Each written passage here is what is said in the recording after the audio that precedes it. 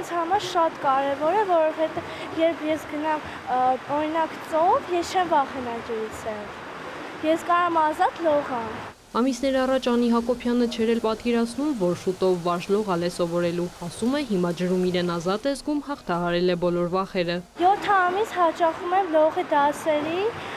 շնորհակալ եմ Գետ Պետրոսին, որ մեզ սովորացրեց լողալ։ Մարզերում դպրոցահասակ երեխաների առողջ ապրելակերպի խրախուսման եւ լողի անվճար ուսուցման փորձնական ծրագիրը Կրթության, գիտության, մշակույթի եւ սպորտի նախարարությունը գրեթե 1 տարի է ինչ մեկնարկել է, հնարավորություն տալով հարյուրավոր երեխաների սովորել լողալ ամբողջությամբ անվճար։ Կառավարության գլխավոր ռազմավարական կետերից մեկը նաև նպաստել է առողջ ապրելակերպի զարգացմանը երիտասարդների, մասնավորապես դպրոցահասակ աշակերտների շրջանում քարոզել է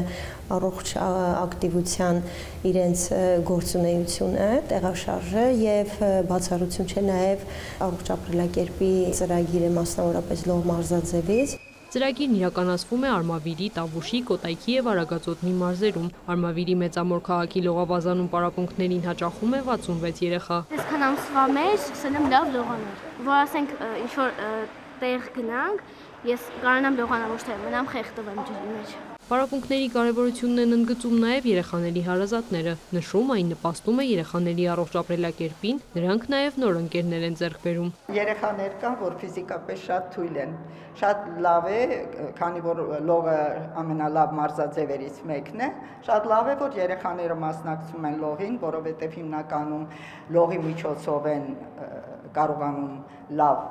մկան ձեռք բերել։ Ծնողներ կան, որ հնարավորություն չունեն ուղարկելու, այս ծրագրի շնորհիվ կարողանում են օգտվել այս մարզաձևից։ Լողի մարզիչ Պետրոս Մսրյանն ասում է, գրեթե բոլոր երեխաները, որոնք ծրագրի մեկնարկից ի վեր հաճախել են պարապմունքների, ամեն ինչ սկսել են զրոյից։ 66 հոգուց հնարավոր է մի 5-6 հոգին, որ նախկինում զբաղված են լողով, 8-ից 17 տարեկան երեխաներ են մասնակցում,